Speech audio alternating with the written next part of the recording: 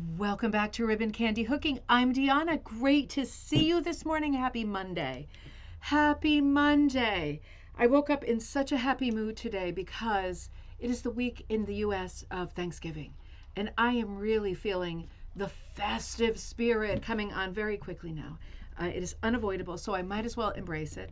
All kinds of things happening on weekends, all kinds of things planned, all kinds of busyness and chaos and stress, but also some festive times. So it is feeling really, it is feeling like a real holiday mood over here. No less because I've been working on our Christmas product, and that is what we're here to talk about today. That is what I'm doing with the show today. So it is a bit of a story show today. It is one of these shows that we haven't done for a very long time. I think ever since we had the story time, it was years ago now, the Lady in the Green Hat. Do you remember when I was reading that chapter out of that book? There might have been one or two since then, but that one really stands out. Today is going to be another one of those. We are looking at the introduction, the beginning part of the mystery that is called Murder at Peppermint Hall. This is the first, as far as I know, the first rug hookers murder mystery and murder mystery puzzle. So let's do that today. But before we get started, I want to say, Catherine, it is great to see you. I hope you got my email. It is great to see you. You are waking up to a cold morning in Southern California and waiting to hear more about that. Oh, that's so sweet. The mystery puzzle with a hot cup of cocoa. That is the perfect combo. I just got out of the shower myself and it is cold. Robin, great to see you. Hello in cloudy, rainy Wisconsin. Oh no. It is getting to look a lot like Christmas out there, I guess. Karen, great to see you. Good morning in cold and cloudy Black Forest, Colorado. A great morning for a story. Very good. Yeah, I think we're going to have a quiet week this week because I think people are already, I think for the next couple of months, people are already in that zone of getting holiday stuff ready, right? This month and December. We're almost at the end of this month. Ha ha ha. Diane, great to see you. Good morning from chilly Fort Worth, Texas. Happy Monday. Great to see you. Dee, great to see you. Good morning and welcome. Barbara, great to see you. Something new, exciting, fun, and festive. It is something new, exciting, fun, and festive. So let me start the episode. Let me think of business stuff. What business stuff is happening? So we concluded the design like last night with design like the 20th century photographer. I have to send those out this morning. I meant to do it last night. And I got into a tailspin of busyness last night. So let's do that this morning. So that class is concluded. It is available to sort of watch. It's available for sale, but the live class concluded last night. And that was a lot of fun. We talked about 6 different 20th century photographers who had a lot to do with the history of art, visual arts. Obviously, we did Ansel Adams, right? And he wasn't the one who transferred most easily to rug hooking design, but we found some exercises that really suited him. Edward Weston, Elliot Erwitt, Henri Cartier-Bresson. I'm sure you know some of these names. Norman Parkinson, the fashion designer. It was a very fun evening. It's always great to see what people sketch. I did a couple of sketches that I won't show you yet, but I did a couple during class myself that I feel were workable as compositions. I just have to sit and think for a while about what to put next into them. And this is one of the things about design. If you're ever in a place where you're working on a design and you're stuck, I'll just remind you that that doesn't mean that you aren't a designer and that you aren't meant to make your own designs for rugs if you want to, right? Only if you want to. But you do get stuck a lot. And I think for me, one of the big takeaways with teaching this class on photography was having this conversation about how there are pros and cons to every sort of medium, every sort of visual arts medium. And with photography, I would say one of the pros is you get a lot of information in one shot, right? You take that picture, it is the right moment. It is what Bresson called the decisive moment, that split second where the timing is right, the light is right, the person walks through just at the right time. We don't do this a lot in our daily lives as just, people putting pictures up on Facebook. But if we were professional photographers or journalistic photographers, we would be thinking about timing a lot when we make our compositions. And certainly one of the great things about not photography, all of the other visual arts, is you have time to consider, to draw something, to look at it, to stand back and say, that's just not working. I don't know why, but it's just not working. You can't do that in photography, right? You can now altering stuff, but in the early 20th century, obviously that wasn't an option. So we have a really luxurious life as rug hooking designers because we have time to stop and think. We also have the ability, unlike early photographers, to look at something that we drew, or maybe we're working off one of our own family photos or something like that. And there's a lot of ugliness in it. You know, in one of the examples in the class last night was an early New York City street scene with lots of interest, lots of atmosphere, lots of weather, lots of interest, but also lots of telephone poles and a lot of garbage like all over the place. And for a photographer at that time, that's part of the composition, right? It's not all lovely and idyllic. It's not a fantasy. It is a picture of what you're looking at. And we don't have to do that. We can take things away if we want to take things away. But alternately, what can sometimes happen, and this is what happened to me, and this is what this drawing reminds me of, is I was working on one of the designs that I'm going to put myself into the Rose book that remains a secret and a secret project. And the rose is called the Poet's Wife.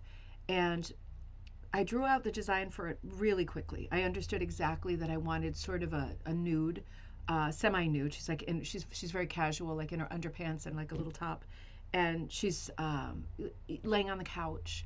And there's a big table in front of her, and she's like a muse, right? She's a relaxing muse. And first I had like a bunch of like bottles of wine and glasses in front of her because I thought, party, whatever, muse. And then I thought, no, this is the wrong impression. It makes her look like she's an alcoholic and she's quietly drinking herself to death on the couch. So I thought, not super charming or romantic. So I took away the glasses and I was left with the idea that I wanted a pile of books on the table with the Poet's Wife, right? And I needed to have the rose called the Poet's Wife in the composition. So the rose is meant to come out of something, right? A vessel of some sort. So I had a vase, and then I thought, there's something wrong with this composition. There's something missing. And I couldn't figure out for me what it was.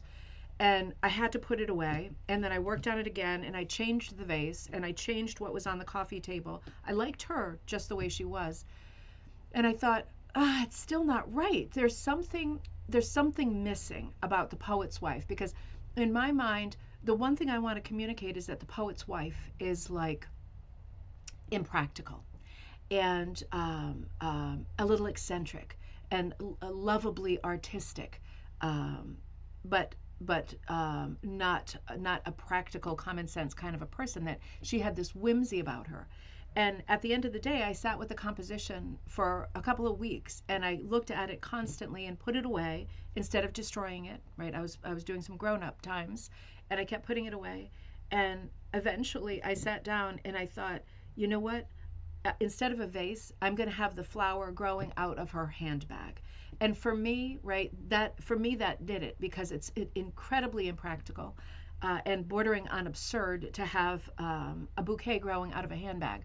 But in my mind, it brought that sort of element of whimsy and not reality to a composition that I was really struggling with. So in any way, to make a long story short, too late. It's funny doing these design-like classes because I end up sketching, and maybe those of you who take the classes too, I end up doing a series of sketches that I feel are a good basis for something else. I rarely sketch something and go, we got it, that's it in one take. That never happens. But I sit with it for a while, and when I do, it gives me time to think about it and think about what I mean to do with that illustration, with that composition. Because when it's not right, it can be pretty, but for me, it's not right yet. You know what I mean? So the class last night was super fun, and it really brought forward a lot of these ideas. Whenever we're talking about other mediums or other fine artists and how their work can cross over and relate to rug hooking design, how you can be inspired by compositions by famous artists or famous art movements, how you can use that in your own work. Whether you're designing or filling in a commercial pattern, you can still add a huge amount of flair, right, and lots of decision making. And that's why it's good to have these long conversations about style. It really was a lot of fun. I enjoyed it. I enjoyed it a ton. Sharon, good morning from chilly and damp Vancouver. It is great to see you. Wendy, good morning. Thank you for taking the pop art. I love that one.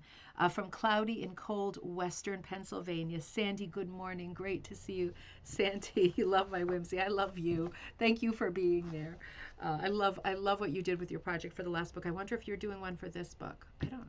It's not popping into my head. If you are, no pressure. Um, so projects. You know how much I love our projects.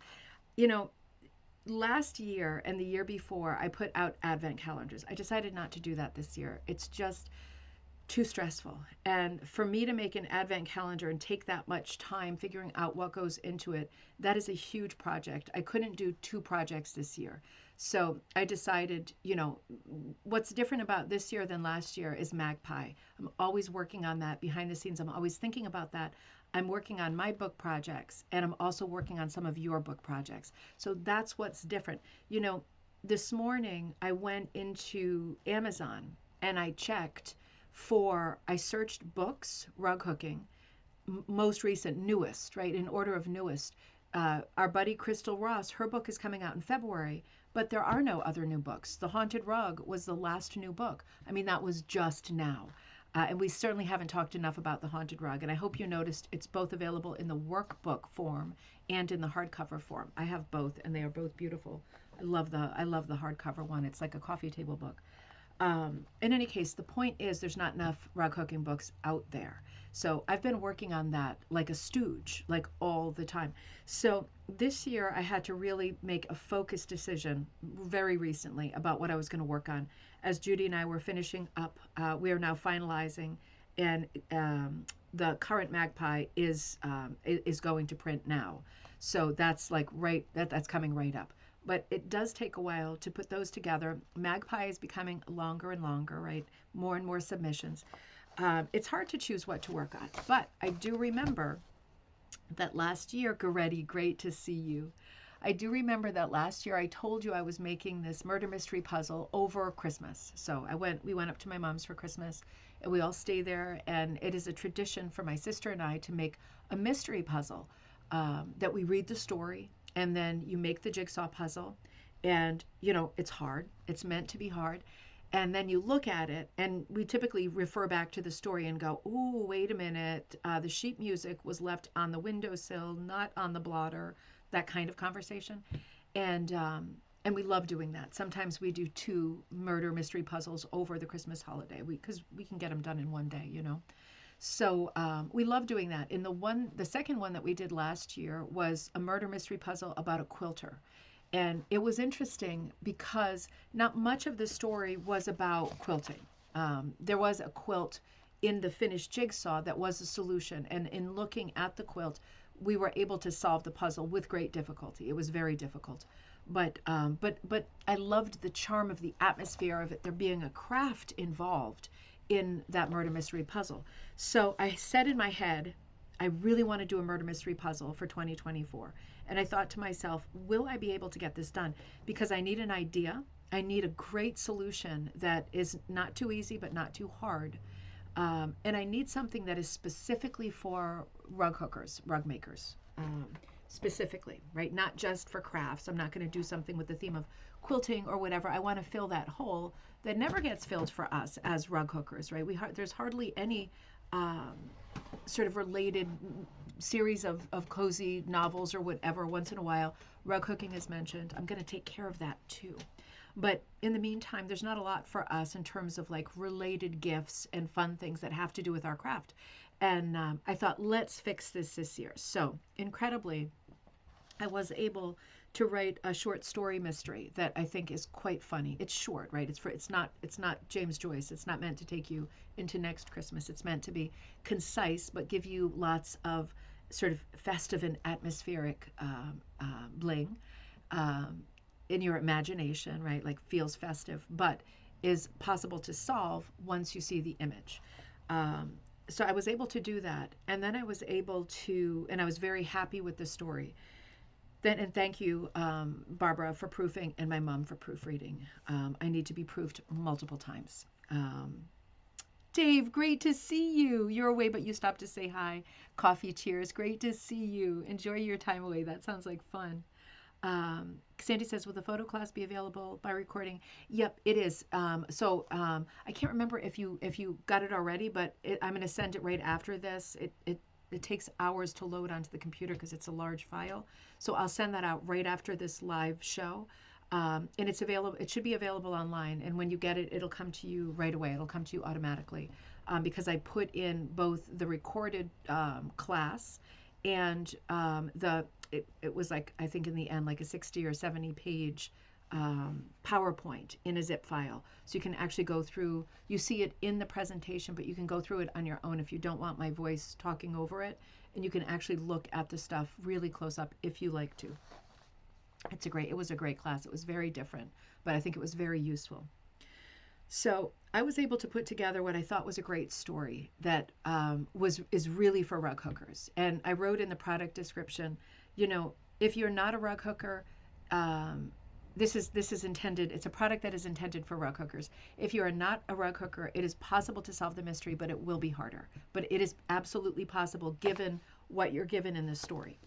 So I wrote this story, and then I had the problem of creating this design that was absolutely enormous, like 36 inches at least wide, massively busy story that I needed to have rug hooked, because how can it properly be a rug hooking product if it isn't rug hooked, if the image isn't rug hooked? And I knew one person who is very well suited to doing this kind of insane and elaborate detail, and that is Mandy Cornish. So I wrote to her right away. We all have to give Mandy a huge thank you. She hooked this enormous piece so beautifully. It is impossible. It's impossible. I don't know how she did it. She got all of the details in there. She's Canadian. She hooks with yarn.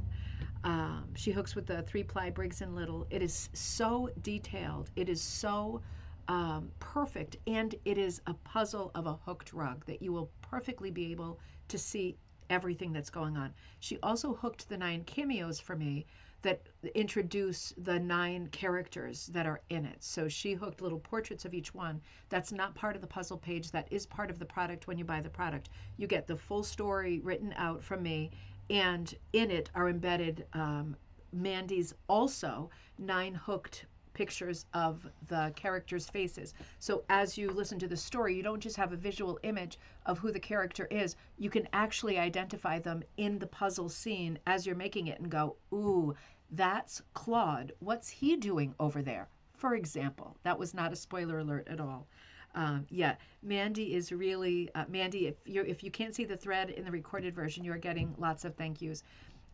This was an enormous project, and she did it in like 2 weeks after the Haunted Rug Book Party, when she came and I gave her the pattern and all of the cameos. She did it like that. I mean, it's incredible.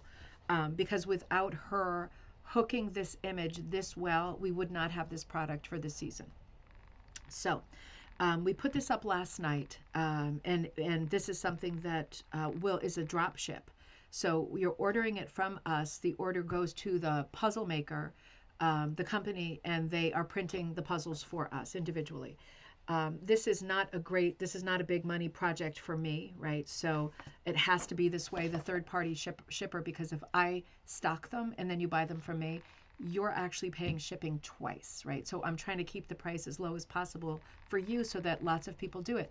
And for that reason, I hope that you will spread the word. This is a lot of time spent on this project. It is in my mind, ultimate over the holidays rug hookers treat, right? The ultimate, just being able to sit there for hours and work on this puzzle and enjoy this with this angle of rug hooking. It is a really fun thing for guilds, for gifts, for people. The product will stay on the website after the holidays, but it really is set at a Christmas hook-in and rug show. So I thought this morning I would sort of whet your appetite and advertise this product further, because it is a new product, again, as of last night. The product itself looks like this, right? This is the box that it comes in. It looks like a candy box, and it says Ribbon Candy Hooking presents. My chair is in the way. Murder at Peppermint Manor, a rug hooking mystery puzzle. So the image that you make that is the solution to the mystery is not on the cover of the box. That would completely spoil it. The cover of the box is the ribbon candy hooking, which is my logo, and it's supposed to look like a candy box, so something special at Christmas. So I'm going to read you the beginning of Murder at Peppermint Manor, right? And you will see like an advertising video come out either later today or tomorrow, advertising this product again. I don't know in terms of quantity what the deal is, but I'm thinking it's unlimited since they're printing it for us. So I don't think we need to worry about that, but I would recommend getting it sooner rather than later. It shouldn't take long to arrive. I mean, it's still November, right? You should definitely get it way before Christmas without any question. But it's going to be a fun product, and I'm only reading you the beginning of the mystery because when you get the puzzle, you will have to read it again, right? Just so you know who the characters are, and you look at Mandy's hooked versions of the characters, and you're able to say, oh, okay, that's her, right? Because they all appear in the puzzle. So here we go. Murder at Peppermint Manor. Oh, I wish I had some sound effects right there. And the story starts with a cast of characters. Mia Murray, president of the rug hooking Bayberry Ruggers Guild, a universal agitator. Mia has a flair for criticizing all of those around her. She is adept at undermining and cheating the other guild members and rejoices in creating hurt feelings. Angie Engels is thoroughly fed up with Mia's barbs. Angie is a longtime guild member with a short fuse for Mia. The annual fruitcake jokes alone are reason enough for Angie to despise Mia. Sage Quigley, fueled with righteous rage. Sage is seething under the surface ever since Mia stole her pattern design, and fobbed it off as her own. And it wasn't the first time. Fatima Figueroa, despite this year being her turn to have her rugs showcased at the annual rug show, Fatima arrives and finds that Mia has arrived earlier and hung her own rugs up in the place of honor.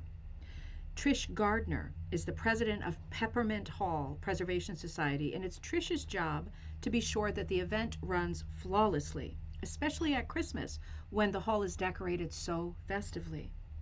Celeste Seymour is a celebrity crafter and a seasoned hooker, but new to the guild. Celeste recently retired to Bayberry Beach in Cape Ann, Massachusetts, and instead of forging friendships in her new town, she finds herself having to constantly do battle with the dragon at the gate, Mia Murray. So you might be getting a sense for who the victim is here. Edgar Hopewell is an octogenarian. He just wants to learn a new craft and keep his brain sharp and his hands busy. As the newest member of the Bayberry Guild, Edgar Hopewell hopes he can practice the craft without being constantly criticized. Diana Caswell, formerly Diana Murray, this long-term hooker was married to Claude Murray straight out of high school until Mia swooped in and stole Claude from Diana. Claude Murray. For someone who used to be a titan of industry, Claude has been more of an errand boy ever since he left Diana and married Mia. Claude is having second thoughts about his life and his recent choices. That is the cast of characters. Maybe too sharp. What a way to say hello. Hi, Heidi. Good to see you. Carol says, I'm getting a kick out of these guild personalities. I know a few of these ladies. That is the thing, and I hope that it is not like offensive, but in the course of this story, the whole thing of it being set in a guild is that if we've all been, participating in guilds, some of these types of characters, none of these people are based on a true person at all. None of these people, not one of them. Honest to God, not one of them. But I think you might recognize some of the characters in the story. So, welcome to Peppermint Manor. This is section 1. When the lock unclicked on the heavy ornate doors to Peppermint Hall, and I changed it to Peppermint Manor, so I need to change that. Barbara, help me remember. Unclicked to Peppermint Manor, Mia Murray was the first to push inside. Because her hands were completely empty, she was able to pull her mink tighter around her and complain, "Why is it always so cold inside this miserable old pile of tinder?" Peppermint Hall, an historic old Gothic Victorian mansion on the register of Bayberry Beach's historic buildings, was painted bright bubblegum pink on the outside, with snow white gingerbread fretwork covering the grand old home and giving it the appearance of a pink coconut and marshmallow snowball hostess cakes. Mia Murray was in the habit of calling the local landmark Pepto Hall instead of Peppermint Hall, only occasionally referring to the guild's designating meeting place as Pepto Dismal.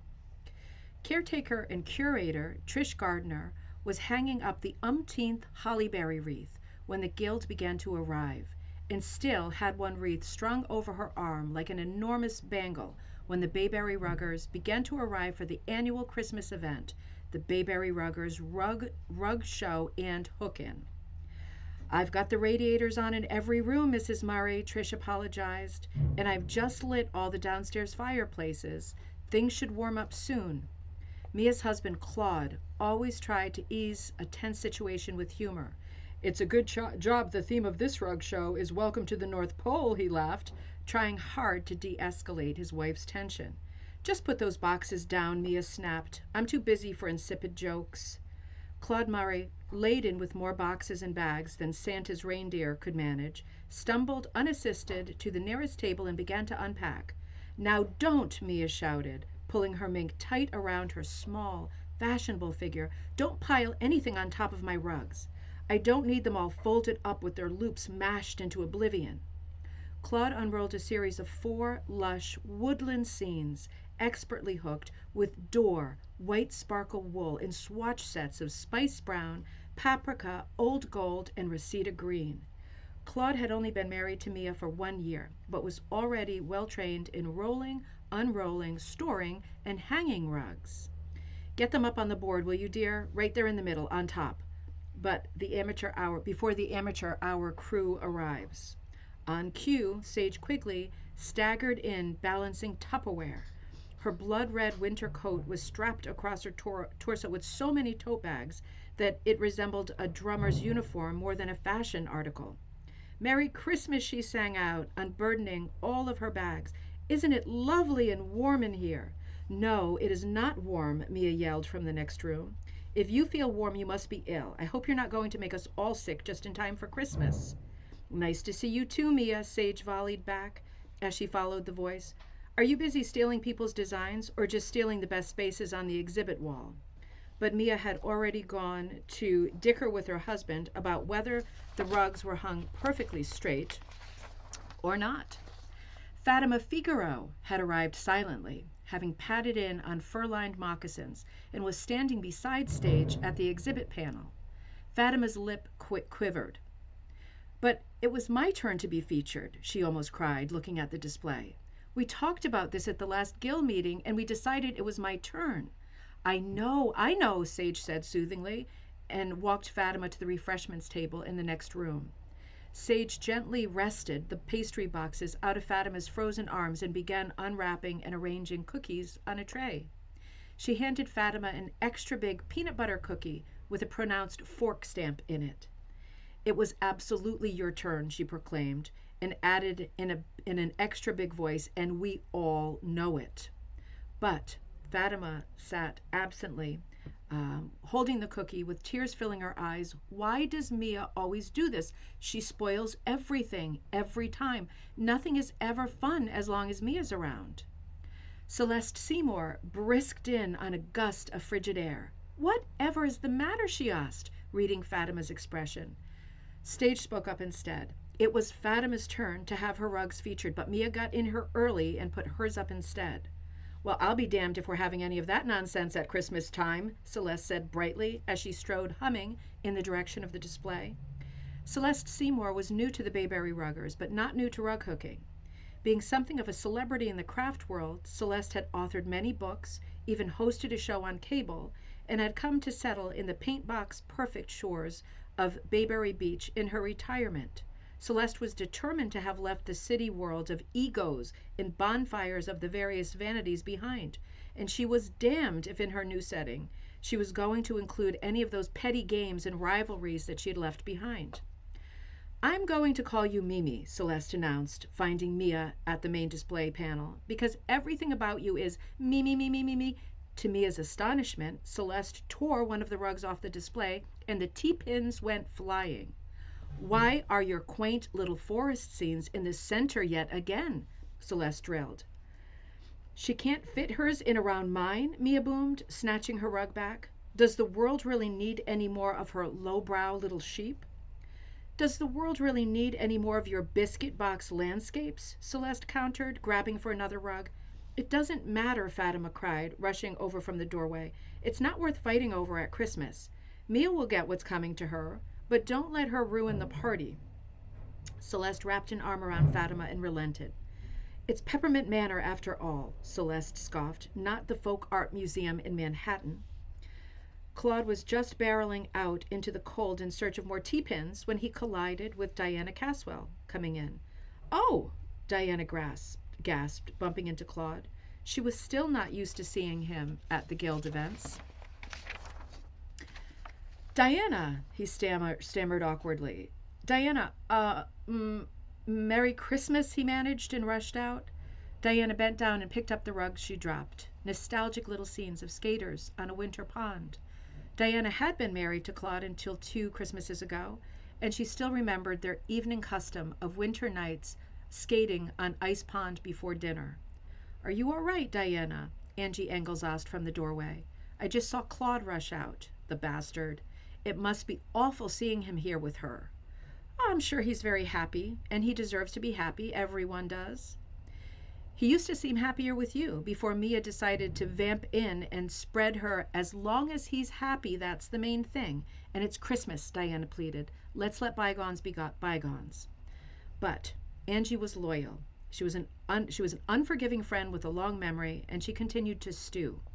Diana had been her friend since they were children. Angie gritted her teeth and tried to smile as she unwrapped a festive fruitcake and slices of candied lemons and limes around, oops, I got to add a word there. I'm going to say assembled slices of candied lemons and limes around the tray. The click of heels sounded on the old pine floorboards. Hurrah, another stale meatloaf again this year, Mia noted, breezing by. Now you listen to me, Mia, Angie snarled, grabbing the mink pocket of her coat and effectively stopping her. There is nothing wrong with my fruitcake. I will thank you to take your mealy hands off my coat, Mia snapped. And regarding the quality of your fruitcake, it takes one to know one. With that remark, Mia clicked away on her heels. Trish Gardner, finally free of wreaths and now holding a mistletoe topiary, paused to look at the dessert table. Shall I put a nice pot of mistletoe here? She asked. No, the others accidentally shouted in unison. Merry Christmas to you. New section. Fatima busied herself with arranging chairs for the hook-in. As soon as the rugs were all hung up and admired, the hookers would settle down into their seats and hook away the afternoon, trying each other's potluck offerings and arguing in a festive manner, in as festive a manner as they could muster. Mia intermittently bellowed for Claude, and Claude scrambled, juggled, and performed the tasks of a small army. Diana darted in and out of the rooms on the pretense of helping Trish with the preparations, but really, she was trying to avoid bumping into Claude again. Angie folded paper napkins into turtle doves and artfully assimilated more trays of cookies as they were dropped off. Sage sullenly worked alongside Angie, switching on hot plates for casseroles and soups and burners for coffee pots. Celeste moved Mia's hooking frame and tote bag onto the carpet and prematurely positioned herself in the cushiest club chair, ignoring the flurry and buster that Mia was actively manufacturing. When the door opened once more, a draft of furious wind rushed in so violently that the tabletop Christmas tree crashed onto the banana bread, causing multiple glass ornaments to smash and splinter over the little loaf. Care for a slice of sugar cake? Andy called to Mia, gaily swiping up the slivers of glass. Shut the door, Mia shouted from 3 rooms away, or we're going to need corncob pipes and a button nose. Edgar Hopewell shouldered the heavy door to close it behind him and looked around through, looked around as though he was considering his escape. Instead, he tentatively approached, proffering a jello mold. Angie whisked it away before Mia could see it. This was only Edgar's second meeting, and honestly, it was a Christmas miracle that this new member of advanced age and fragile stature had even come back after the first. With the way Mia had helicoptered over Edgar, constantly pulling out his simple hit-or-miss stripes while she insulted his aptitude all throughout the last guild meeting. Since Edgar was a complete newbie, he didn't have anything in the rug show, so he wandered off to study the exhibit. The rest of the group quietly settled into chairs, with the exception of Mia, who screamed in alarm when she saw that Celeste had commandeered the comfy chair. An hour later, the rest of the Bayberry Ruggers had arrived, and Peppermint Manor was looking like a Charles Dickens novel. The mantels were all fanned with fragrant balsam boughs. Glittering Christopher Radko ornaments hung from glass chandeliers and pewter candlesticks. The warm smells of pink ham and chestnut stuffing mingled with the sweet scents of cinnamon, anise, and almond paste. There were Christmas trees in all of the downstairs rooms, decorated with ribbons, tinsel, and flashing fairy lights. All of the trees were handmade tree skirts that were hooked several years back before Mia's reign of terror began. It was confirmed that Trish had found an extension cord when the record player spun into life and the honey voice of Nat King Cole began to croon the Christmas song. The food tables were all arranged and complete, and the rug show was hung by the chimney with care, and only a little bit of insensitivity on the part of Mia Murray. The Bayberry Ruggers, seemingly companionable and filled with goodwill, began to work on their next group challenge, a simple primitive landscape designed by Mia Murray that had appeared as a free pattern in Magpie Times magazine.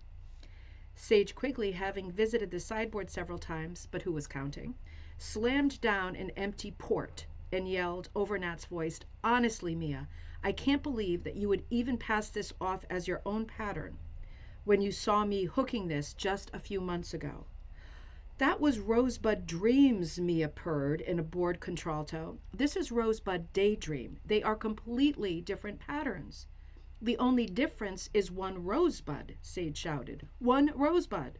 "Oh, Tannenbaum, oh, Tannenbaum," Nat sang. "Oh, will somebody shut him up?"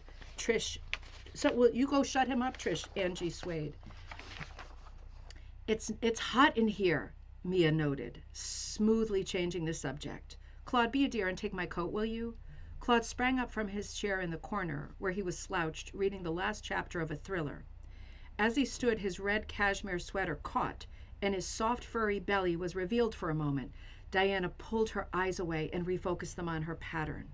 Mia wandered over to Edgar's frame and began to pull all of the red log cabin centers out of his squares.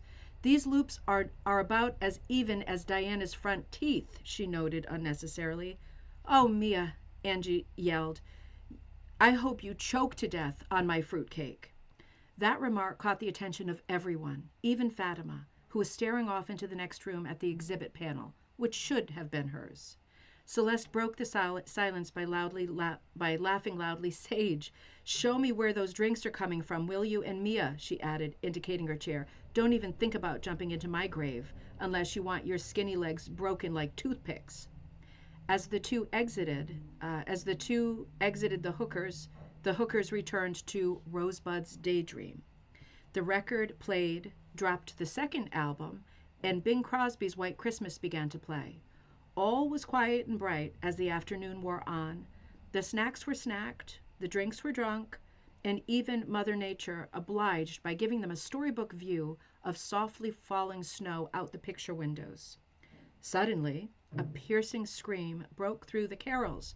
Evergreen swag seemed to wilt in an instant as faces looked around at each other. Claude, who had been dozing again, was the first to react. He scrambled up with difficulty and sprinted into the exhibit room, Diana close on his tail. Another scream ran out. Diana appeared in the doorway, grasping the molding. Mia was murdered.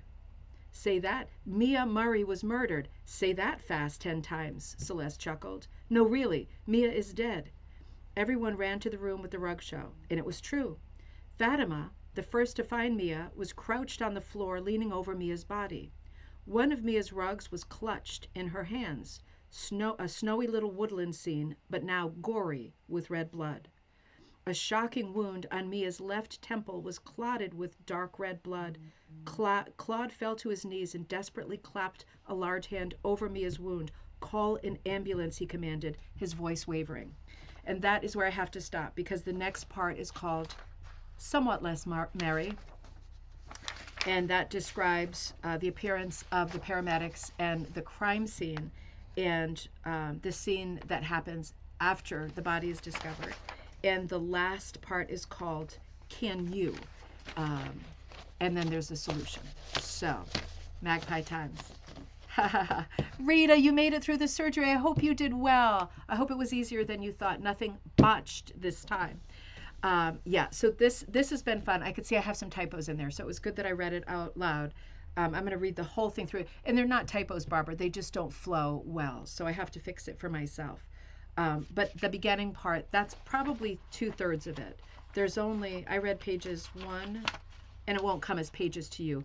And in your version, you'll have the hooked cameos of the people at the beginning. So as they're introduced, you see them hooked, so you can recognize them again in the finished scene. So I read pages 1, 2, I read about 2.5, no, I read 3, 4, I read 4.5 pages. So there's another like 2.5 pages. So I didn't read it all. It's not a total spoiler alert, but it's an introduction to the crime. You know who the victim is now. But yeah, there's more happening with the characters. And as you may have noticed, everybody has an alibi. Everybody has an issue. Everybody has an alibi. It is a bit of an exaggerated parody farce. And yeah, I thought it was a lot of fun for this time of year. And I did have to add Magpie Times. I was going to put Rug Hooking Magazine, but I decided not to. I decided I would do Magpie Times as a plug for Magpie Times. So let's, I want to talk about Magpie Times too. So let's do that in just a minute. So the murder mystery puzzle, I'm going to go through it one more time after this. I'm going to send out the photography class. I'm going to make sure that this reads as well as it does in my head, because it didn't read as well out loud as I wanted it to. So let me make some little touch-ups so it reads a little bit better. And I'm going to put this together as an advertisement that has an original musical score, like it has a song that goes with it. And that will come up as a, you know, as a teaser, like a movie trailer for the product with the characters' faces in it and all of that stuff. So in the meantime, you are able to get the murder mystery puzzle. You're able to order it, and it will be sent directly to you. It will not come through me. So, so if you order it, make sure that you let me know that you ordered it, because I wasn't able to, with the printer, give them the full short story and all of the extra pictures of the characters. So if you order it, tell me right away, and I will forward you the full story with the cameos of the characters embedded. Not the solution puzzle story, because you have to make the puzzle. But I will send you the written part so you can read it at leisure and you can see what all of the characters look like. And again, a huge thanks to Mandy for hooking this, because this was an enormous, beyond enormous project. So that is happening. I think we're getting Magpie up today as well. I'm going to have Magpie this time ship directly from Amazon and not come through me. The reason for that, I hate doing that, because when it ships through me, obviously I get paid for it. When it ships through Amazon, I get like a few cents, if that. Maybe I get $1 or $2, but it doesn't matter. I like it more when it ships through me, but this issue is taking a little bit longer to put together, and I don't want to take the chance that you're not going to receive Magpie Times Winter Edition on the early side of December. So we have to make sure that it gets out quickly. I will stock them in my store as well, but I will be honest and say, in this case, Judy just finished putting it together, I think, last night. I'm not even sure that she's 1000% done, right? Because there's so much content coming in. So I want to be sure that she feels comfortable with what she's done. I want to proof it one more time. We should get it to Amazon today, and then they immediately start printing it. So we are past all of the weird speed bumps where they check stuff because they know that we do this on a regular basis now. So as soon as that is absolutely available, I will put the link up so that you can go for that, and it'll come to you. If you have Prime, it comes to you free shipping. If you're ordering other stuff, fantastic. Here it comes. If you do want to order it from me, you can. It'll probably be another, I would say, an extra maybe 5 days if you order it from me. So it's up to you how you feel about that. And if you want other stuff from the Ribbon Candy Hooking store and it makes sense for you to save on shipping, you can still order it from me. I'll order X amount of copies, and as long as I have those copies in stock before Christmas, they are, I will sell those too. So those are happening. Let's spend just a minute at the end of the show talking about the next Magpie Times. Right? We always have to stay a little bit ahead. So we are going to stick with the theme of bees. Wendy, I love the idea of doing it more broad, things with wings. And so I want to add kind of, I already said bees, and I know some people got started with projects and feature ideas, and I do love that idea. So the general theme for the spring issue of Magpie is busy as a bee. So be thinking about what that means to you. It doesn't have to be bees. It can be, as Wendy suggested, things with wings, right? Because that broadens things a lot. Pollinators, Catherine, I think you said pollinators.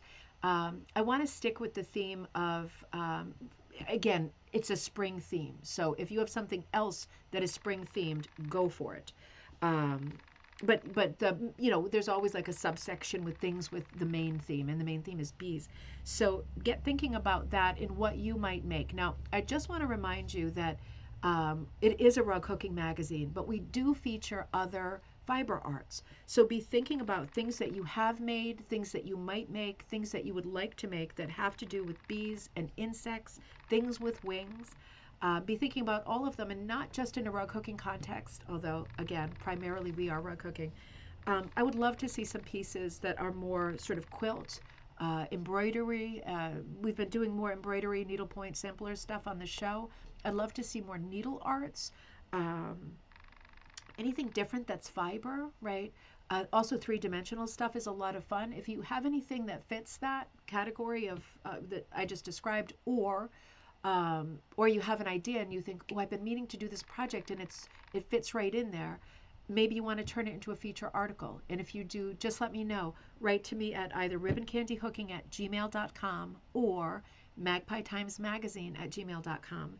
And let me know what the idea is, because Judy and I will start immediately breaking up Magpie Times spring issue. That's going to be issue number 5 already. Can you believe it? I mean, this is issue number 4 that's coming out. This is amazing. The fact that, Judy and I think I told you, we had a sit down saying, okay, are we going to keep doing this? Because it is a major time thing. And it's not, it's gaining momentum, but it's still an expensive thing because it takes time out of work, and it takes time. Time is money when you have a business. So both of us realized it is an expensive thing to do. But we agreed that we love working on it so much that neither of us want to give it up. So we said we would test it out for a year and see how it went, see how much it took away from the other parts of our lives, and if it was a good trade. And in some ways it's a good trade, in other ways it's not a good trade, but I'm not willing to give it up. I really love it. I love it when the issues come. I love seeing the different people who submit things to all of the issues, right? I love seeing it. I love holding it. I love reading it. I love hearing about what people are working on. I love, through the months, seeing your projects come in and reading text that you've written, poetry that you've written. I love that this is a vehicle for all of us to be able to submit our stuff, right? This is not a juried magazine. Everything in there is so good and so beautiful. It's a chance to do things that are different, that are pet projects, and to have them in print. And everybody deserves to have that. So we are absolutely going to keep going with it. And we're both very excited and unanimous. It was an immediate and mutually agreed thing. Like, yeah, it's so hard. It's so hard doing this. It's killing me time-wise. It's creating a lot of stress to my schedule. But I love doing it. I would be so sad if we stopped. So let's never stop. So the next issue coming out will be Bees, busy as a bee. Now, brainstorm with me for a second because I know that it is helpful, and I have gotten some messages saying, "Can you, like Atha magazine, right?" On Friday, we looked at the newest issue of Atha magazine, and I read out the themes for like the next 3 years. I can't work that far in advance, right? Because at some point, for me, spontaneity is a big part of the fun. So maybe we can work out a couple more issues in advance. Help brainstorm with me either here or later if you're watching this recorded. Busy as a Bee is coming up as the spring issue, and essentially as a quarterly, we're going spring, summer, winter, and fall. Can you think of a good theme for summer, winter, or fall? And I have to say, everyone is also just a season, right? So for summer, you could do something about going to your place on the lake and how much you've always loved that. Um, Magpie times, yeah. I know we can't give that up. We can't give that up. Judy says that's really fun. Can't wait to see Mandy's interpretation of the characters and the details. You're going to be absolutely blown away. Like blown away. I was blown away. I mean, I drew it and I still couldn't see how it was going to be possible to hook this Peppermint Manor thing without it being confusing to look at because it's very busy scene. It's very busy scene. It's like a Where's Waldo in its busyness. Um, so I was worried about handing it over, but she wasn't worried at all. She was not the least bit worried because I kept saying, are you sure? Because the success of being able to solve the mystery hinges on being able to see what is going on. And I did have mixed feelings about making it a hooked version of the image because I thought, ooh, is that going to make it less sort of intelligible? But the way that she hooked it, yeah, it's absolutely perfect. Um, um, let's see. Oh, Teresa, thank you. Thank you. I've written a lot, just not lately. But I am reading. I read this draft to you this morning. It'll be a little bit more polished when you read it, so that it reads really well. Thank you. Carol says, "Would you repeat the subjects you've had already?" Good idea, Carol. Okay, so for last year, for spring, we started with historic gardens. For summer, we went to Midsummer Magic. For fall, we went to the country fair, and the current issue is Marshmallow World. Okay, Karen says summer gardening. We could do summer gardening. Okay, let me put all of these ideas down. Summer gardening. I'm just worried because we did gardens last year. I'm not overly worried. I'm also thinking about the fact that AFA, right at that time, is doing their flowers and gardens issue. Not that I mean there's plenty, right? There's plenty of meat on the bone, so absolutely we could. Um, thanks, Diana. It's definitely fun. Um, I mean, I obviously I want something with flowers, but I'm kind of torn with the summer issue. Do we want something with flowers, or do we want something that has like a nautical theme? Because we haven't done a nautical theme yet. It can obviously there'll be both. Both will be welcome in the magazine because it will be for summer. Um, but I wondered if we want to do a vacation theme. But then I thought um, everybody's idea of vacation is different. But then I thought how popular some artists, like for example Polly Minnick, right, who lives I think on Nantucket, Martha's Vineyard, Nantucket, and does a lot of sort of patriotic nautical stuff. And that's a very big genre in rug hooking. That is like half of the primitive genre. Summer travel. Okay, here we go. Um, Maybe a nautical theme for summer lighthouses. Ooh, ooh. Judy says summer travel, national parks. Ooh, coastal flowers. Ooh, summer road trips. Holy mackerel. Okay, let me write all of these down. Okay, so um, this is going to be really hard now. Oh my God, postcards. Oh, what? Oh no, I shouldn't have put this out. Now I'm never going to be able to decide. I'm never going to be able to decide. Um, at the water's edge. Ooh. At the water's edge could include obviously lighthouses. I like lighthouse. I like lighthouses standalone as well. Coastal flowers. Okay, wait a minute. Coastal flowers. Summer road trips. That's very good too. Summer road trips. These are all very good. Postcards. You get the framing built in. Yeah, that's true. The frame is done. Um, Gosh, that's interesting, isn't it? Okay, so that's a lot of amazing. Why didn't I ask you all in the first place? Boating, sailing, water activities. Yeah, barns and primitive buildings. Maureen, barns and primitive buildings. Maureen, I love that. I love that angle. That could also be good for fall. Barns and primitive buildings. I really like that. For fall, leaf peeping. That's also. These are all amazing. Oh, I think we're into fall now. Unless you have a summer one, keep hitting me with fall and winter if you like. I'm writing them all down furiously as we go. You know what I might do? I really like all of these ideas. We could do. So far, we haven't really done broad. That's not true. I was going to say broad subjects, but Marshmallow World is a broad subject. Marshmallow World refers to the Christmas song Marshmallow World. It basically means like snow, right? Everything's covered with snow. So that is a broad um, theme. It had a bit of a vintage feel too, this past one. This one that's about to come out. Leaf peeping. Barn quilts. Ooh, boy. Okay. Barn quilts. Okay. You know, I'm crazy about barn quilts. Kitchen times. Ooh. Ooh. Diane, um, I like kitchen times for winter.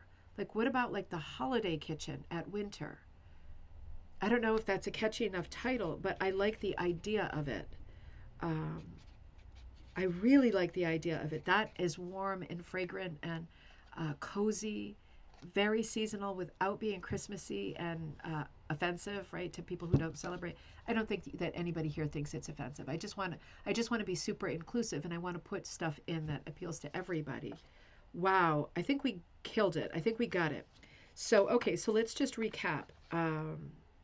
So for summer, if we use at the water's edge, we could include lighthouses, coastal flowers, postcards. Postcards could be its own. Summer postcards could be its own thing. It could be its own theme. Postcards could include everything here. It's true. Postcards could include everything, including national parks. Huh. That's a good idea. It could include lighthouses. Do you all think, let's major cleaning? Heidi, that is a very realistic one. Postcards could include everything.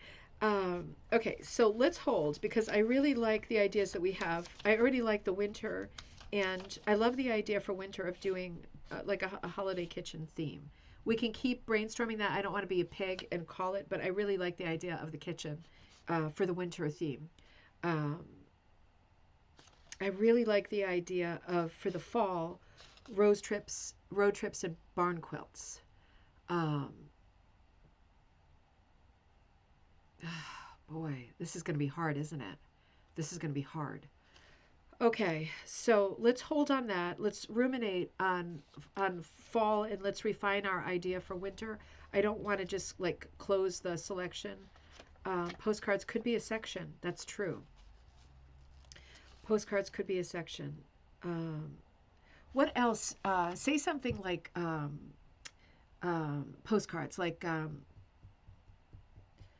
like it can't just be postcards, like uh,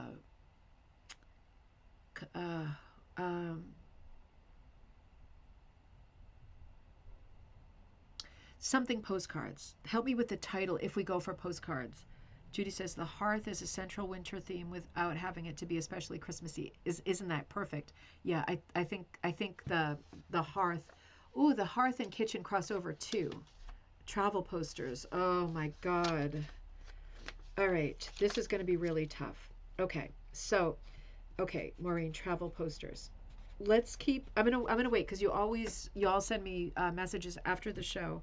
Let's think about this because I want to include all of these ideas. Let's just focus now on the summer issue, and let's say we are strongly leaning toward road trips and barn quilts for the fall issue. How to put those together is the question. Um, and I do like the idea of like the hearth slash kitchen, for the winter issue. So let's hold on those two later ones because we have time. Greetings from abroad. Ooh, greetings from abroad. Um, I like that. I like greetings. I want to cut abroad just because most of them probably won't be abroad. They'll probably be like the national parks and like domestic scenes, with notable exceptions, I'm sure. But I like greetings. What are something else? How about postcard greetings? Would that work? Postcard greetings for summer? I think I needed the word greetings. I'm going to wait. I'm not going to finalize it until you. I know you all are going to send me messages after. Yes, I meant to add that the kitchen idea to the kitchen idea. I like the combined. Well, think of a perfect name for that and for the fall road trips. So let's say, as a placeholder, let's say we go with postcard greetings for the summer theme. Can you now, not necessarily at this moment because I'm going to log off, but can you now think about ideas for articles or shout outs for specific themes? Lighthouses is definitely one of them. um, I think national parks. What can we do? Can we say, like, wouldn't it be great, even if you yourself don't want to do it? Can you help me with shout outs to shape out the themes that we just rattled off? What can we do with lighthouses specifically? How can we turn that into a feature? Has to be a feature. Yes, it can be postcards of lighthouses too, but also a feature. Um, National parks. How can that be a full? That has to be a feature, right? Should we just make that a feature? Does anybody want to write that and start collecting images that people have going back on Facebook and finding images that people have done of national parks, like in North America? Um, could also be Europe, right? We have a lot of friends abroad. Heidi, um, does anybody want does anybody want to take any of these things and run with them, and say like I mean, this isn't going to be due until May 2nd. So first we have busy as a bee. Um, Hang with me for just one more minute if you can. If anybody wants to run with the ideas or evolve the ideas of lighthouses, I really want something specifically on lighthouses. All of this falls under postcard greetings, national parks. I do want stuff that is nautical as well. I love travel posters. National parks. I love coastal flowers. That is a great way to bring the garden in. Summer road trips that could be linked to national parks. I mean, I never go to national parks. Ever since I've been a tour guide, I have been to so many national parks, more than 100 times. I'm all done. I'll take the kids. I will take the kids when I'm forced to go. But I prefer different kinds of road trips these days that involve galleries and antique stores. I have to admit. But I think we can put that together into a road trips category. Um, Traveling with Charlie. Oh, that was a great book. Traveling with Charlie. Ooh. And Judy says, sorry, I can't remember her name, but there's a lady in the group who travels in her camper. Okay, and has submitted national. Oh, Janine Brocious. Janine. That's a great idea. That's a great idea. Okay, Judy, let me write to Janine. I think she's done something for Magpie, but it hasn't. I think it was maybe the second issue, maybe even the first issue, um, probably the second issue. Um, let me bounce that off of Janine. But I would also like I would like other people to contribute to road trips as well. So if any of those things struck you, lighthouses, national parks, at the water's edge, travel posters, road trips, I might have just said that, coastal flowers, if any of those subjects or something new um, speaks to you, start evolving it. There's tons of time. There's tons of time. But it's good to get a plan in place. So I want to fast forward for 1 second and say my brain is already tripping, thinking about the fall. doing like, I love barns and primitive buildings in the fall. Maureen, thank you for that. I love leaf peeping. Those things definitely go together. I really love barn quilts, and I do remember that there is a town in. So the deadline for the fall issue. I'm doing an ATHA now and going really far ahead. The deadline for the ATHA for the fall issue would be, okay. So February. Okay, so for the spring issue, it's February 1st.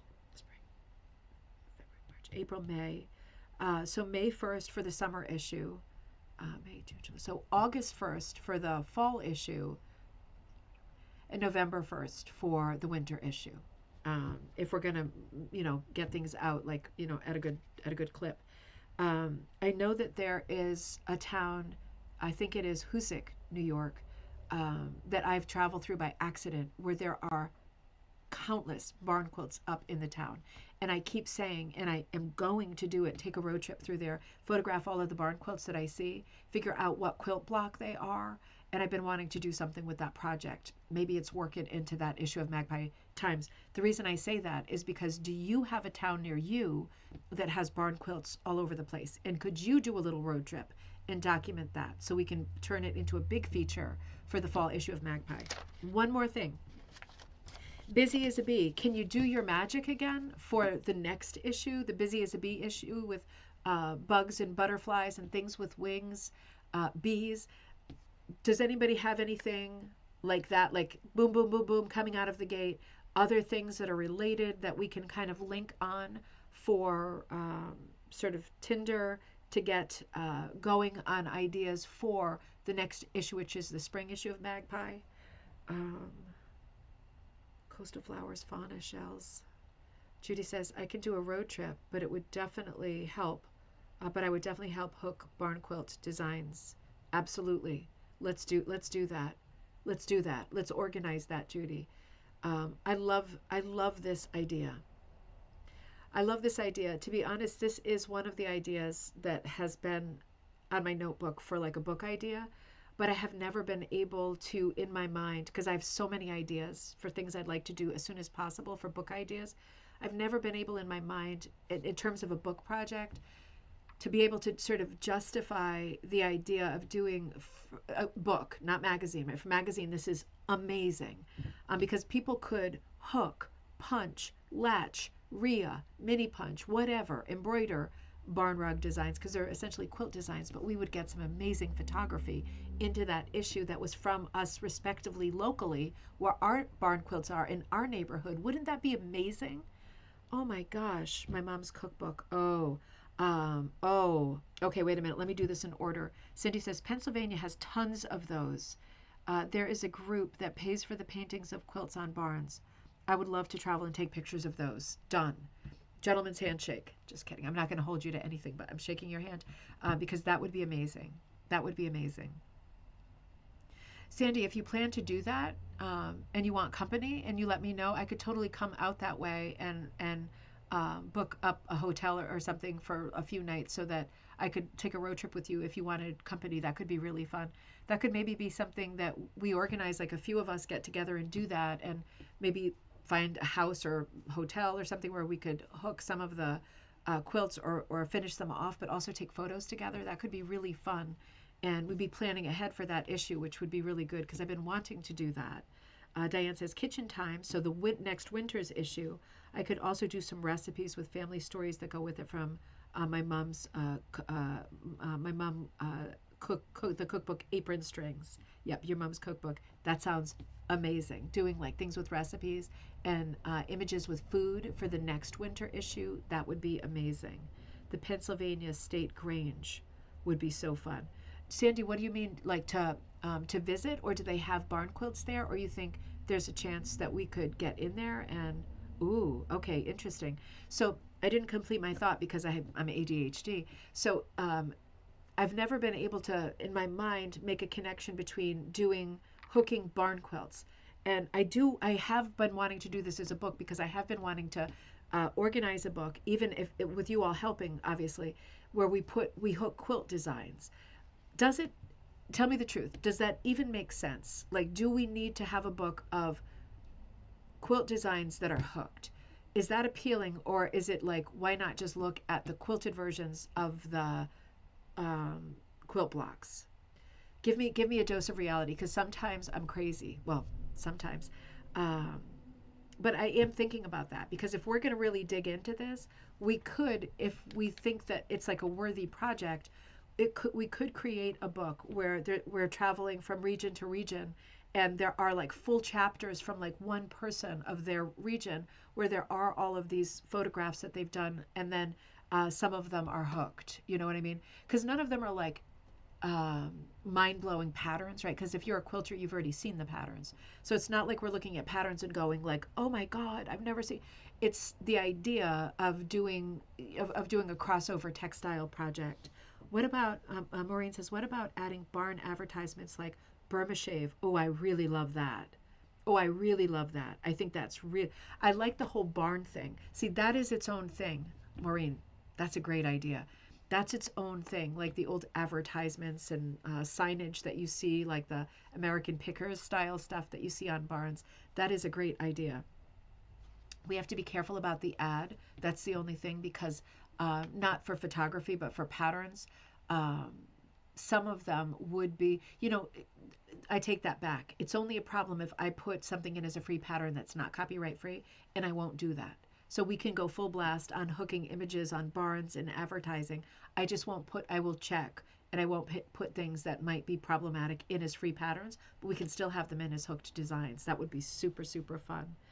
Nikki, great to see you. You want to do rug hooking, you should. It is so much fun to get into. Oops, sorry, my phone is buzzing. Let me catch up here. You like it, Robin, you like it. I kind of like it too the more we talk about it. And Judy says, I have an idea for quilt-themed cushions. I'll send you a note. See, brainstorming is amazing, isn't it? Part of the fun of hooking is hooking. Part of the fun of hooking is buying supplies for hooking. Part of the fun of hooking is getting together and talking about projects, right? The anticipation, that's the first part. The anticipation, the supplies, the working on a project, and then it starts all over again, this happy, eternal circle, and then we start talking about ideas, and then we start gathering supplies, and then we start working on projects again. It never ends. It's so much fun. Planes, trains, and automobiles. I like that. Hi, I've done punch needle with DMC floss and latch hook. Can you tell me what tools to get? So Nikki, this is a great beginner question. I'm going to say, because we're going to end the live in just a minute, but definitely check the other videos on this channel, because I have tons of beginner videos.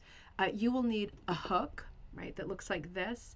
And if you are already a crafter and you do other crafts, you should first try, like if you have a crochet hook, try a crochet hook that's like a number 3.00 to a number 3.5, like that kind of size. See if your crochet hook works, and get some, the DMC floss won't work because it's so thin. I mean, you would have to like quadruple it up, it would still be super, super thin.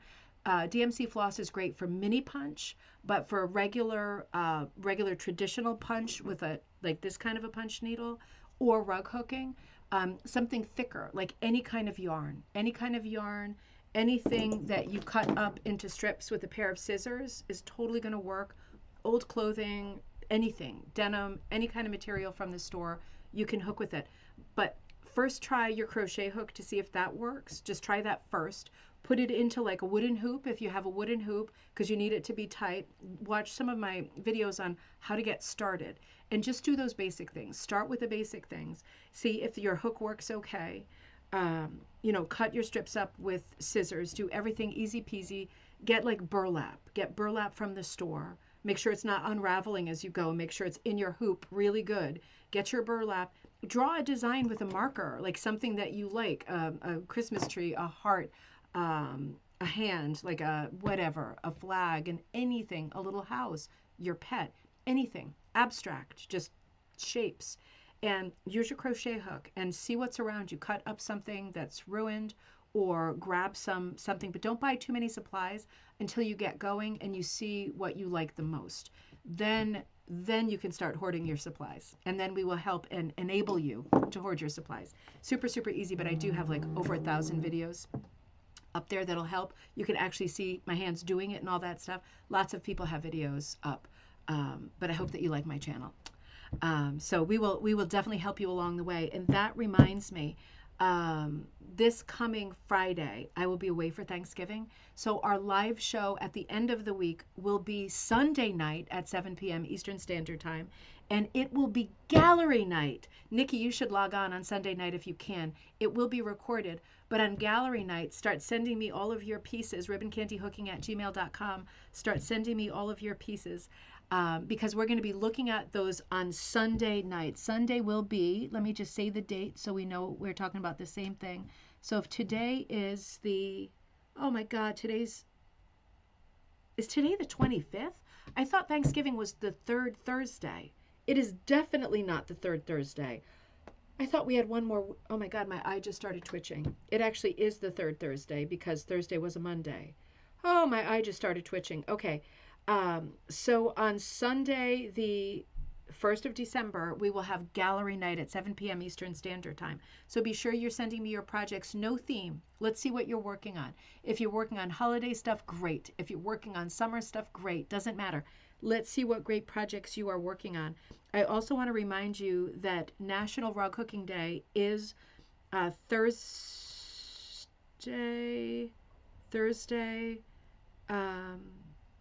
Am I right about this? Thursday, December 5th, right? I thought I put it in my calendar, but it didn't save. Thursday, December 5th is National Raw Cooking Day, so I will be live with you that day. I will get the kids off to school, but I'll probably log on quite early at like 10 a.m. Eastern Standard Time, and I'll be on for a few hours. I'm torn between doing a cookie cutter thing where we work out a design together, or doing a different project that will have a PDF download in advance. If you can, send me a message and let me know what you prefer. It would still be a simple shape that we work on together, but let me know what you prefer. If you prefer for me to send an image that we work on together, or if we make something together with cookie cutters during the, I'll probably be live for like maybe 3 or 4 hours, something like that, so we can celebrate the day together. So that's coming up as well. Nikki, I'm happy you'll be there on Sunday. You'll be so surprised. Everybody does such different work, and everybody's work is so special and unique and reflects their personality and what they love, and their memory museum filled with all of their stories and their favorite colors. Everything is in every piece, and every piece is great. So I will look forward to that too. And in the meantime, make sure you send me your gallery stuff at ribboncandyhooking@gmail.com. I will not be with you. I think during the week I might pop up with you, but I can't plan that far ahead right now because it is Thanksgiving week here in the U.S. So I am sure to see you on Sunday night for gallery night at 7 p.m. Eastern Standard Time, right here. And thanks, Nikki. I love that one too. And Nikki, we'll be working on the next Halloween book soon too. Everything happens so fast. There's never a dull moment. All right. Hey, everybody, have a good few days. Look out for the murder mystery puzzle. Check the link. It's in this video, the link to the murder mystery rug hooking puzzle. And be looking out for the video that I'm going to be assembling. That is like an advertisement with some of Mandy Cornish's great rug hooking examples of the characters in the murder at Peppermint Manor. I'll see you all on Sunday. Have a great few days. Happy